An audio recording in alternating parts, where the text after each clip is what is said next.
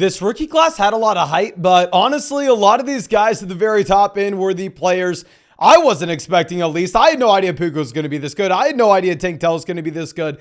So what I want to do is I want to look historically and compare these rookies and their rookie seasons to other players that had similar type years going back to the year 2000. So for an example, we're going to be looking at Jackson Smith-Njigba, who in his age 21-year-old season averaged 3.8 receptions per game, 5.7 targets per game, 39 receiving yards per game, and 8.7 PPR points per game. And looking at wide receivers that had similar seasons at 21 years old, because that's the year that JSN was a rookie. And I also want to look at what his value is now, if we are buying or selling, and how his situation will be changing going into 2024. So the rookie wide receivers that comp similarly to JSN were George Pickens, DJ Moore, DeAndre Hopkins, and Josh Gordon. Now, of course, George Pickens, not great, and if he goes down the Pickens path, we will be disappointed. But if JSN is able to continue down the Hopkins, the DJ Moore, the Josh Gordon's path, oh my gosh, that's beautiful, ladies and gentlemen. And if we go back to what we thought of Jackson Smith-Njigba as a prospect, I mean, he checked pretty much every single box we looked for, right? I mean, this was a wide receiver that was more productive at a younger age in the same offense than Garrett Wilson and Chris Olave. He faced the toughest college competition you could ever have at the wide receiver position, still dominated. He goes to Seattle. He suffers an injury before the season starts, plays through it at the beginning of the year, goes up against Tyler Lockett, goes up against DK Metcalf. And while, of course, JSN does not turn into a league winner, and if you took him as a top 20 wide receiver in your redraft league, you probably got burnt.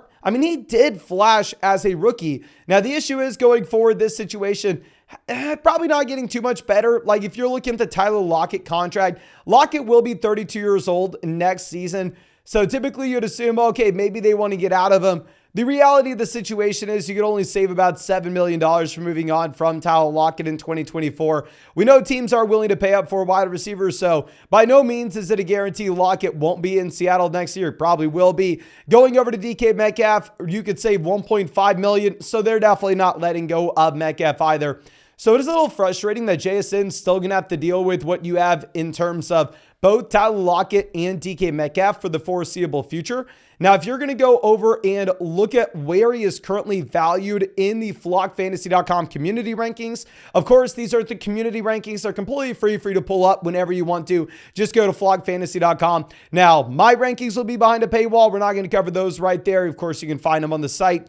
But nonetheless, JSN, in comparison to some rookie picks, is currently being valued behind a 2024 mid-first, behind a 2025 early to mid to late first, and right before a 2024 late first round pick. And this is going to be super flex. Of course, one quarterback is going to be a little bit higher than this in comparison to rookie picks. But if I had, say, the 110, especially if you're still able to make trades right now and you're playing in a deeper dynasty league where you start 10, 11 guys, and we know Jackson Smith-Njigba has one of the best playoff schedules you're going to find for wide receivers in particular, I would be a big time buyer of JSN if I'm a contending team and I can go out there and ship out the 110, the 111, hell, even the 112 and somehow add him on my squad. I'd be really happy with that result. Obviously, it's not like he was an elite level rookie, but he still flashed and he did at least everything I was looking for. Now, going over to Jordan Addison, if you pull up my rankings on flockfantasy.com, I may or may not have Jordan Addison as the wide receiver one after this year. If you're looking to who he comped as from a 21-year-old player, you're looking at Elijah Moore, CeeDee Lamb, T. Higgins, Brandon Cooks, Sammy Watkins, Jeremy Maclin, Percy Harvin, and Larry Fitzgerald. Jordan Addison, great season, averaging 57 yards per game. Now, of course, since I'm recording this in week 14, these comps may change a little bit over the next few weeks, and I will update y'all a month from now. Promise you, we'll be making a ton of videos all off season. So we will update, but as of now, this is where he stands. And going forward, if you're looking at the situation, it's the one thing kind of holding me back from just fully declaring Jordan Addison as that top guy, because I mean, KJ Osborne may be out of Minnesota, which would be a good thing, right? But we can assume they're going to extend Jefferson. Jefferson's going to be here for a very long time. And looking at Cousins, Cousins is not under contract for 2024. 2024, he will also be a 36-year-old quarterback coming back from a torn Achilles.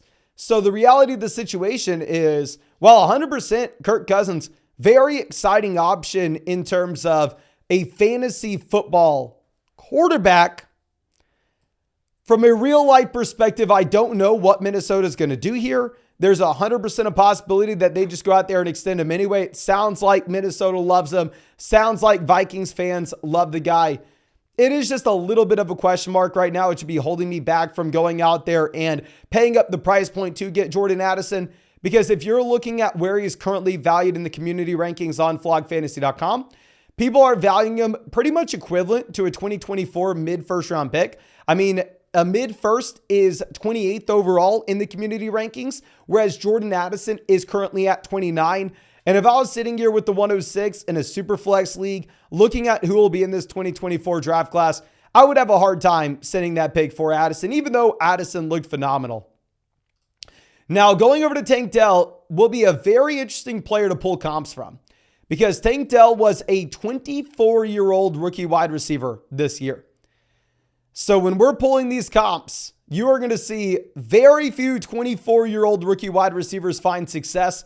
The only real guys to be able to have done so to the extent Tank Dell did since the year 2000 were Cooper Kupp and Calvin Ridley. Obviously, that is a phenomenal list to be on.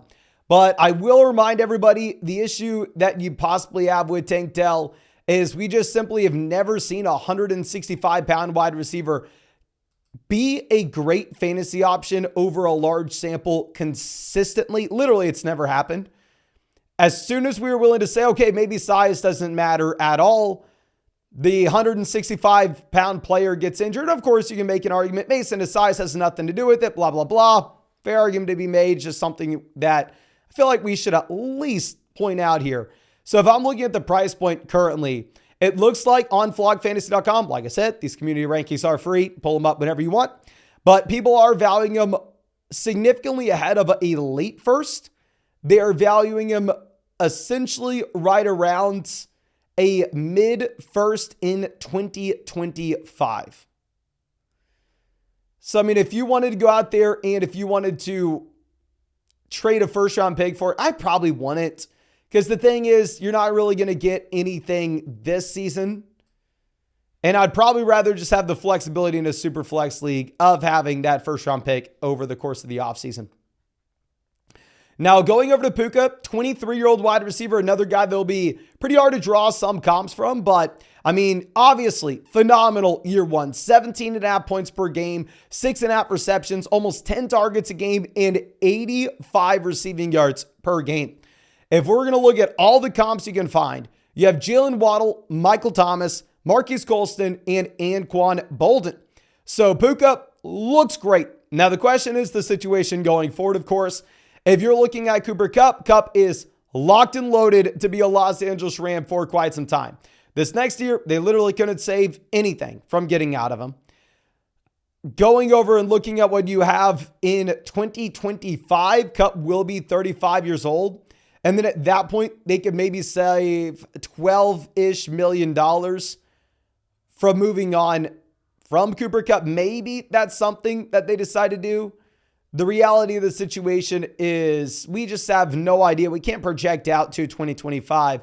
And if we go over and look at Matthew Stafford as well, Matthew Stafford currently is locked and loaded onto this team for 2024. I know a lot of people are saying that he's going to retire this offseason, yada, yada, yada. I mean, come on, if you're Matthew Stafford, I think you stick around for another $50 million per year. At least I would, but I mean, I'm not Stafford. If you are looking at the dead cap, they could get out of him in 2025 and save about $13 million. I mean, but this Rams team kind of went all in and paid all these guys from that Super Bowl run. If you're looking at the price on flogfantasy.com, the community rankings, he is directly in between a 2024 early first and a 2025 mid first. I know for a damn fact, if I could sell Puka for a top 5 pick in a super flex league, I am cashing out for that price. Looking at the quarterbacks, looking at the top wide receiver prospects, I would much prefer like the 104 over Puka. Once you get to that mid first round range, and instead, maybe if you're looking at, say, the 107, 108, there it's going to be much tougher to go out there and sell Puka at that price. Now let's go over to Zay Flowers. Flowers is definitely flashed, and Flowers will be a player that we for sure need to update later on, because there's a chance that he goes out there and he really crushes over the next month, right? Especially as you have no Mark Andrews in this offense. But he's averaged 4.8 points per game. Receptions per game, almost 12 points per game. And if we're looking at 23-year-old rookies to do something similar, really the guy that stands out is Devonta Smith. If you are looking for a positive comp, you have a couple of negatives. I mean, honestly, Sterling Shepard isn't a comp that I hate here. Now, the situation in Baltimore is a little intriguing, where Odell Beckham Jr. does not have a contract next year. You may have no Odell in Baltimore. Rashod Bateman is under contract in 2024. I don't necessarily think that matters too much. I think we can say at this point, Bateman's just a replacement level wide receiver. And if you're looking at the price point that you have of Zay Flowers in the community rankings, currently people are valuing Zay Flowers about equivalent of what you have with a late 2024 first in a Superflex league. Now, if I could sell Zay Flowers and get out for the 107, 108, I'm definitely doing that. Once you get to like the 111, 112, there it's harder, and I don't necessarily know if we can say that we would easily look to sell him at that price. But I mean, having a first round pick instead of Zay Flowers, I do think gives us a lot of flexibility here. But like I reiterated previously, I think that you may end up having Flowers come on strong in the second half of this season, as you have no Mark Andrews in this offense. Now, Josh Downs was my second most drafted wide receiver on Underdog this year. Really went heavy on Downs, like the prospect profile, like the production profile in particular.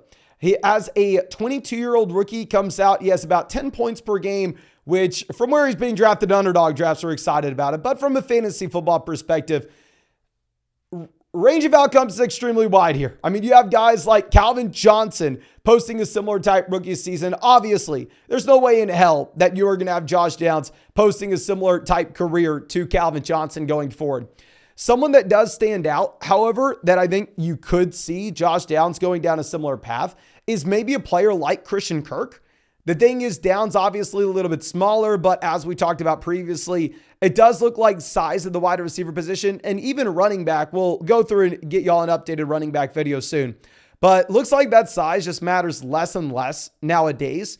So maybe you do have Josh Downs turning into like the next Christian Kirk. Now, if you're going to go ahead and look at the situation that we have here, Michael Pittman really probably locked in loaded to being an Indianapolis Colt, right? I mean, you have Anthony Richardson on the rookie contract. I'd assume that they're going to do everything that they can to bring Michael Pittman back in. Worst case scenario, they're going to have him with the franchise tag, but I'm assuming that he will be there for the long term. And at the same time, we are going to have Anthony Richardson back next year, which may not be the best thing for Josh Downs, if we're going to be honest.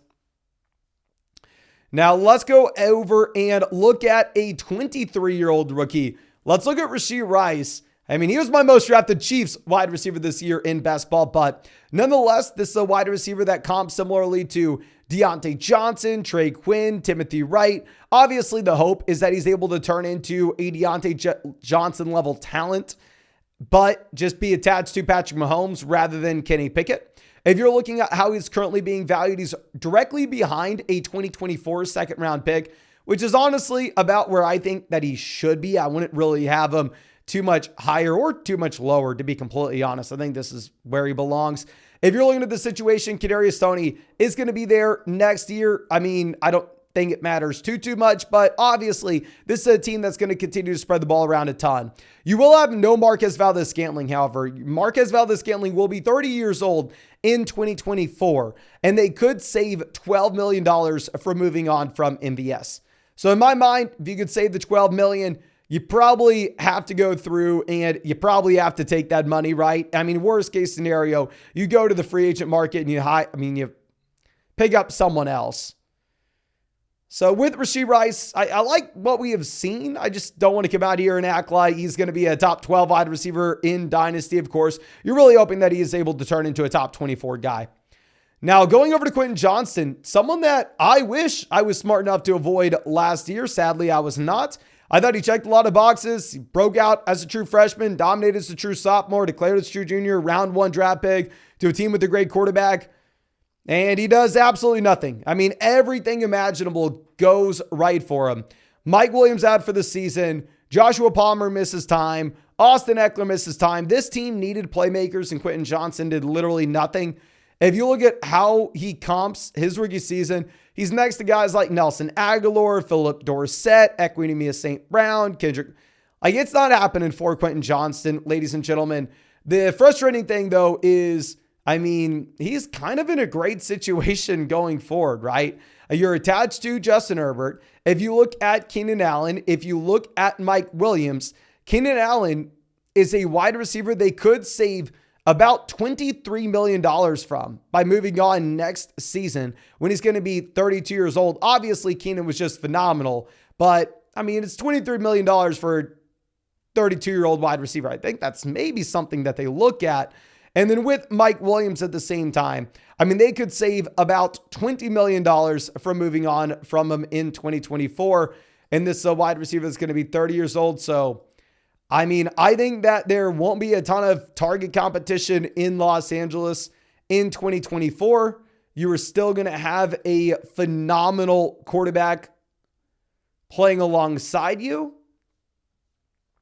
So it's just frustrating with how bad Quinton Johnson has been, and that you would like to assume that he gets better. But the reality of the situation is it's very difficult to just assume it because the prospect profile was nice. Now let's go over to Marvin MMs. MMs flashed early in the offseason. Early in the season, really hasn't done anything since.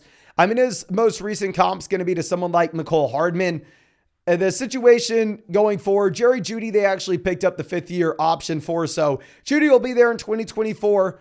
Cortland Sutton, I mean, may be there. They could move on and save about $10 million, but that's not necessarily something that you're guaranteed that they will do. So not super excited. I would sell Marvin MMs for any second-round pick you could get. Jonathan Mingo is a wide receiver that we were screaming how bad he was, blah, blah, blah. I mean, but Jonathan Mingo really hasn't done anything. His most recent comp is Corey Davis. I mean, he has guys like Corey Davis, Taji Sharp, really nobody that you're too excited about. Adam Thielen will be guaranteed to be there in 2024 as well. Now, you aren't going to have DJ Chark, which maybe is a good thing for Jonathan Mingo, but I don't know. I didn't like him as a prospect. The year 1 comps aren't good. The quarterback play looks horrendous, so I'm not too excited. And then Jaylen Hayes, a wide receiver that obviously really doesn't have a chance here for the Giants with how bad this offense is. His comps are horrendous as well. You got Quintus Cephas, Equinemius St. Brown, Chester Rogers, Geronimo Allison. The man really didn't do anything this year. I mean, while, yeah, the quarterback play was horrendous, I didn't love Jaylen Hayes as a prospect either. He was a 22-year-old rookie as well. So typically, if you are a 22, 23-year-old rookie, I at least want to see something immediately. So I would sell him for pretty much any second-round pick you could get in a Superflex league. I'd sell Jonathan Mingo for any second-round pick you can get in a Superflex league. Marvin Mims for any second-round pick you can get into a Superflex league.